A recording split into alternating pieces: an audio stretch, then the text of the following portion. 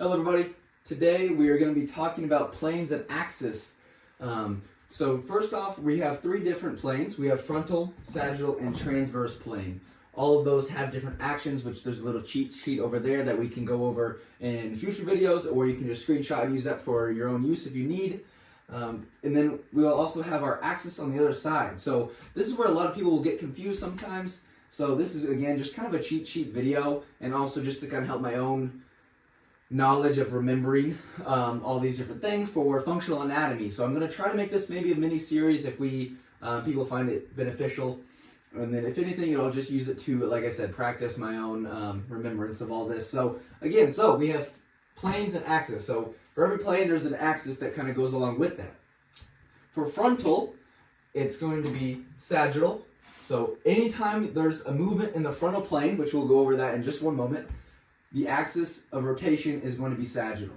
Now, vice versa, anytime there's a movement in the sagittal plane, the axis of rotation is going to be frontal, okay? Frontal axis, sagittal plane. Frontal plane, sagittal axis. Now, and then we have the transverse plane, which think of that like rotating at the hips, rotating supination, pronation, anything like that. We're going to have a vertical axis, and then the plane is going to be transverse. I like to think of this one as kind of like a door hinge almost, something similar to that.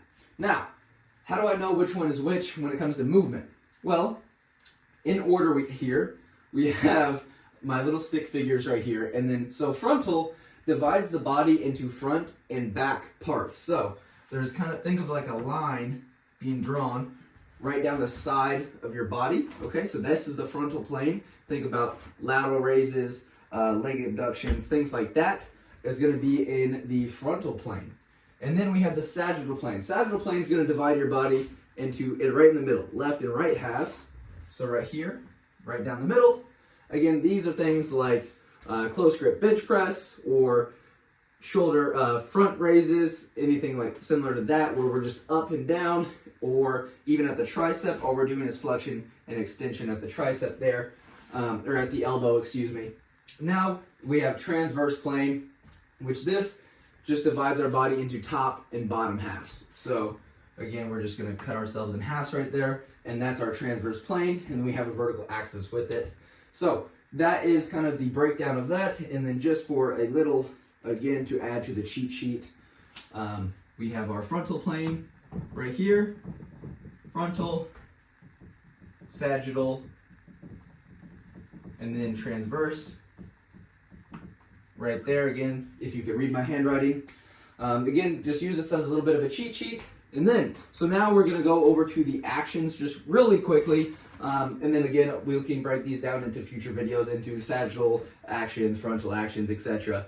So sagittal plane, there's only 4 different things that can happen in the sagittal plane. Technically 5 if you want to count it differently. But anyway, we have extension and flexion and extension, whatever. Think about like your elbow. So right here, I'm extending my elbow, and then I'm flexing my elbow. Okay, that is part of the sagittal plane. And then dorsiflexion is plantar flexion. Dorsiflexion is with our ankle. I'm going to use my hand as my ankle because it's not in the camera. Dorsiflexion would be pulling your ankle or the top of your foot towards your shin. Plantar flexion is pushing away. Think about like a calf raise is plantar. And if you've ever done tib raises, think about pulling your toe to the ceiling. Now, we go into frontal plane. We have AB and ADduction. ABduction is going away from your body. AD is coming towards your body. Then we have lateral trunk flexion. Think about just side to side, like doing a penguin movement or something like that. Heel taps on the ground, similar to that. Then we have elevation and depression. This is kind of like, this is of the scapula, these last two right here. Elevation would be like a shrug. Depression is just kind of going back to neutral almost. And then we have upward and downward rotation. So this happens, upward rotation is when we kind of go up like this. Again, it's still in that frontal plane. It's almost doing like this kind of a motion. And then we have downward rotation, which is just the opposite. Again, kind of just coming back to neutral. So then going on to the transverse plane. So this is horizontal and abduction and horizontal adduction. So this also confuses people sometimes. So what we mean by this is if we're going AB and adduction, normal AB and adduction, we're in the frontal plane, okay? But however, horizontal, think like a wide grip bench press. I'm coming down here, my elbow is going around my body, almost think like a door hinge, as if my elbow, my upper arm here, was a door. As I'm coming back and around, it's just kind of hinging around, okay, going around the center of my body, or the vertical axis. So that is why it's horizontal abduction and then adduction coming back to the top. Now, we also have trunk rotation in this. Pretty simple there, just spinning back and forth, think Russian twists, swinging a baseball bat, anything like that. Then we have supination and pronation.